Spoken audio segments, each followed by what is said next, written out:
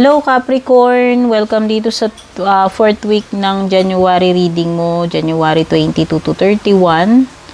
Pero kahit mapanood nyo ito after ng 31, okay lang kasi karamihan naman ng mga readings ko dito ay timeless. Kung kailan nyo po ito matsyempoan, as long as nakaka-relate or nakaka-resonate po kayo. Maraming salamat sa lahat ng nag-subscribe. Na-reach na natin yung 37k subscribers sa ating YouTube channel. Sa mga patuloy na sumusubaybay, tsaka sumusuporta. Kung hindi pa po kayo nakaka-subscribe, don't forget to subscribe sa ating YouTube channel. And pa-like and follow na rin yung aking Facebook page. Anything na may kinalaman sa personal reading services, kung mag-i-inquire kayo or magbubook, mag-message directly po kayo or private message sa aking FB page. Kunin muna natin yung mga oracle cards mo. Ilatag muna natin. Ayan.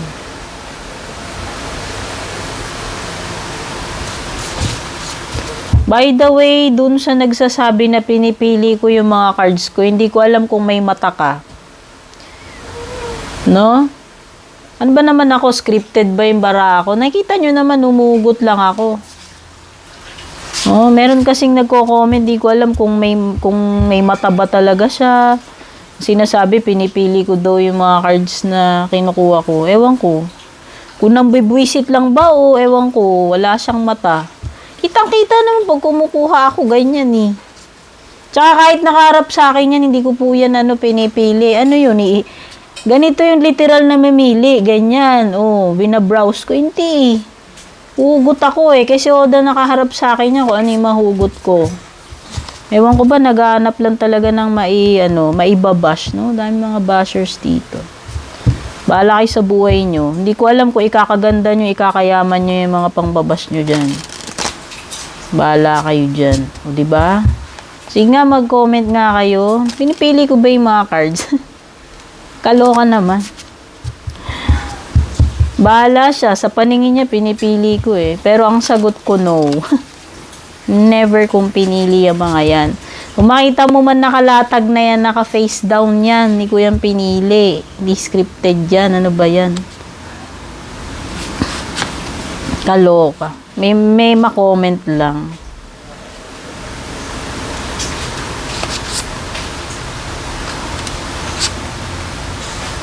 May mga makukulit ha. Yung mga makukulit na gano'n, wag kayo rito. Diyos ko day, kaloka kayo. At iba naman yung gagawa nyo pa ng issue, yung paghuhugot ko ng baraha. Kayo na rito, kayo na magbasa rito, no? Magagaling yata kayo eh.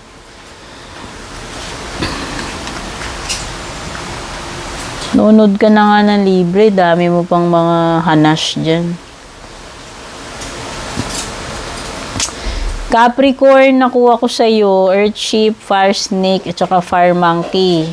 Return to your center. Find your center. If you are feeling lost or parang walang direksyon, naguguluhan, nalilito, find your center.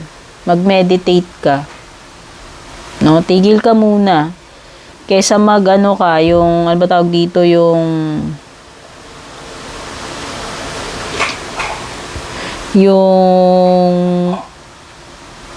kalat-kalat, scattered yung energy mo.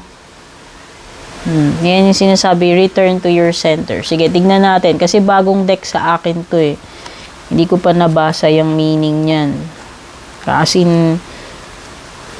bininyagan ko yan sa inyo. So, 56. Return to your center. Parang return to your sender. Return to sender yung tunog. This card is a message from Mother Earth to return to the body.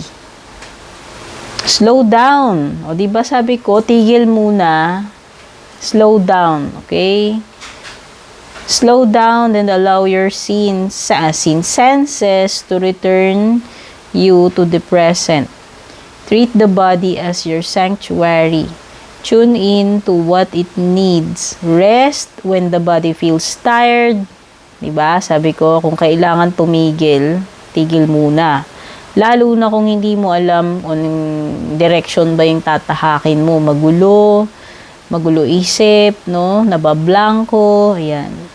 So, sabi dito, pakinggan yung body. If your body feels tired, magpahinga. Gentle movement to restore energy when it feels lethargic, and sitting in silence to find stillness when the inner voices are getting too loud. So, yun naman, kahit pala inner voices natin minsan nakakabingi rin, nakaka-confuse, no? So, yan, parang ngayon ko lang na ngayon ko lang na-pick up itong mensahe na ganito. So, even pala yung inner voice natin, minsan nakakagulo na rin. No? So, yan. Basta ang palatandaan, kapag ikaw ay unsure, confused, nabablanko, ang solution doon, or ang pinaka tamang gawin, ay mag-pause ka muna. Okay? Take time out to replenish the self. Treat yourself to beauty and delights. Engage in rituals that nourish the spirit within. Treat your internal and external environments with love and reverence. Everything around us is part of Mother Earth, including us. Tune into the ship's frequency of peace by practicing mindfulness. Mindfulness, pagiging aware, ibig sabihin, pagiging aware in your every movement so that everything you do becomes meditation in motion. So in short, you need to calm your mind, take a pause, and to meditate.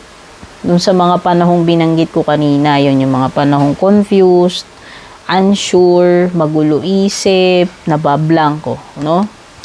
Find your center. Meron ka fire snake, living from the heart. Okay, nabasa ko na to kasi may mga signs na ito yung nakuha sa kanila, no? So, ang natatandaan ko dito sa living from the heart, igawin mong guide, compass yung puso mo. Ano yung totoong passion mo, love mo, ano yung nilalaman ng puso. Ano yung gusto mong gawin, what will make you feel alive, what will make you feel happy, inspired, no? Ito yun. Sundin mo yung nilalaman ng puso. Kasi, di ba, madalas, alam natin ano yung tamang gagawin. Yun yung gagawin natin. Tapos bandang uli, parang hindi ka naman masaya. Basta ba wag naman masama yung gagawin mo? Oo nga. Diba? May exemption pa rin. So, masasabi ko lang dito, kung hindi ka naman nagkakasala doon sa gagawin mo or hindi ka naman nakaka-argabyado, nakakasakit ng iba, wala ka namang ginagawang kasalanan, okay lang sundin yung puso mo. Ewan ko Siyempre para sa akin, dun pa rin ako sa good side.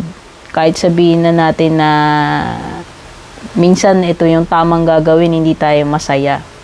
Kasi 'di ba, pag ginawa mo rin naman yung nilalaman ng puso mo, mali naman, makasalanan din naman.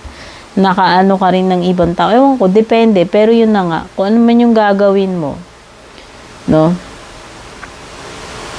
Pakiramdaman mo yung nilalaman ng puso mo, yun yung gawin mong guide.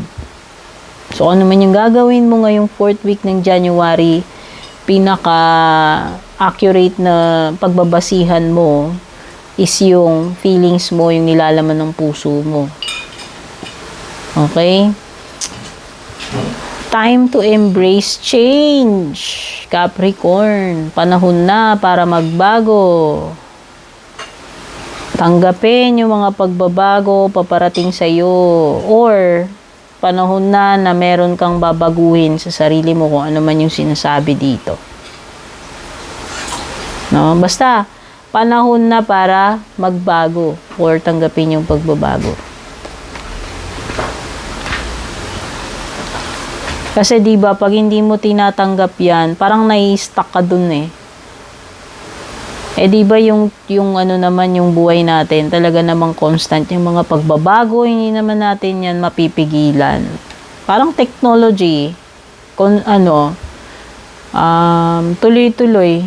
Kumbaga, every 3 months, every 6 months, may bagong technology. Hindi man pwedeng maging, na-stuck ka na lang dun sa Stone Age, diba? Kumbaga, parang yan yung mga bagay na dumarating na yan, yung mga pagbabago na yan, kailangan matuto tayong maka-adapt, makasabay. Kasi yun yung survival. Doon tayo makakasurvive. Diba? So, kung ikaw ay rigid, kung ikaw ay nakapako na lang dun sa ganun, fix, ayaw mo nang nababago, mahihirapan ka. Mahihirapan, no? Tsaka nagkakaroon ng blockage pag ayaw mo ng change. Kasi mapapansin mo naman yan pagka wala nang nangyayari, paulit-ulit na lang. Ibig sabihin, yun na yung time na hindi na nagwo-work. Baka gusto mong itry yung iba. No? Ito na yun, change. Kailangan may baguhin. So, you have the 5 of Swords. Hindi ko alam, pero parang nananakit yung ulo ninyo ngayon. No? Nai-stress ba kayo? Problematic? Or literal na masakit ang ulo? May migraine, sama pakiramdam, stress. Meron kayo pinagsasakitan ng ulo ngayong 4th week. Hindi ko alam kung ano yung Capricorn. Malamang sa kakaisip. Kasi Swords is may kinalaman sa pag-iisip. No? Dami mong isipin.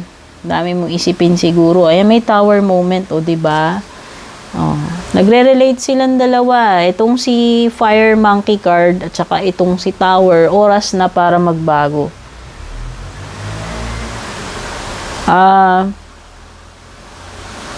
Meron kang nire-resist na pagbabago, Capricorn, kaya ka tatamaan ng Tower. Ibig sabihin, dapat itong pagbabago na to noon pa. Pero dinelay mo ng dinelay or nire-refuse mo, nire-reject mo. Ngayon, hindi ka na makakaiwas. Parang katuloy, parang pinwersa ka ni the Tower. Darating sa iyo to unexpected. Para lang ma-realize mo yung dapat mong ma-realize dito or baguhin na yung dapat baguhin. Ito na yung Tower moment na ito, man itong panggulat moment na ito, ito yung magbubukas ng makakapagpa-realize and makakapagpabago ng pananaw mo. No? Malamang may kinalaman dun sa change yan So, meron din ikaw, Queen of Swords, at saka Knight of Pentacles, merong air sign, earth sign. Gemini, Libra, Aquarius, Taurus, Virgo, Capricorn. Change talaga. Change, ayan yung wheel. Change. Alam mo, nakikita ko, kung i-embrace mo tong change, malaki yung magiging change sa buhay mo na maganda. Maganda, Capricorn. Take note. Totally matatransform yung buhay mo. Yung kalagayan mo. Kung matututo ka lang na na tanggapin itong pagbabago. Pero pag wala, hindi ko alam. Matatower ka nga, yun nga yung sinasabi ko Mukhang hindi mo na maiiwasan to No, importante kung may paparating sa iyong pagbabago, maganda yan with the Wheel of Fortune. May kaakibat na fortune yan, no? So, pwedeng yung iba, swertihin kayo dito. Kung matututo kayong mag-adapt dito sa pagbabago. Okay? Capricorn. It's time. It's time, ayan. Time to embrace change. Ayaw mo pa ba? Buti nga maganda no? At Knight of Pentacles. Okay, kaya naman pala mabagal yung usad ng swerte at success sa iyo, Capricorn, kasi ikaw yung, sabihin na natin, hindi ko alam kung ikaw ay conservative or hindi ka techie, hindi ka traditional ka, kasi parang medyo mahirap kang sumabay sa mga bago. No? Kaya siguro mabagal yung usad mo kasi you have the Knight of Pentacles. Ito yung pinakamabagal na knight sa lahat ng knight sa ating minor arcana, court cards. Siya yun. Kasi siguro nga, nire-resist mo yung pagbabago. Tignan mo lang, try mo lang. No? Mapapansin mo, kung mabagal ito, magkakaroon ka ng magandang change dito sa wheel eh.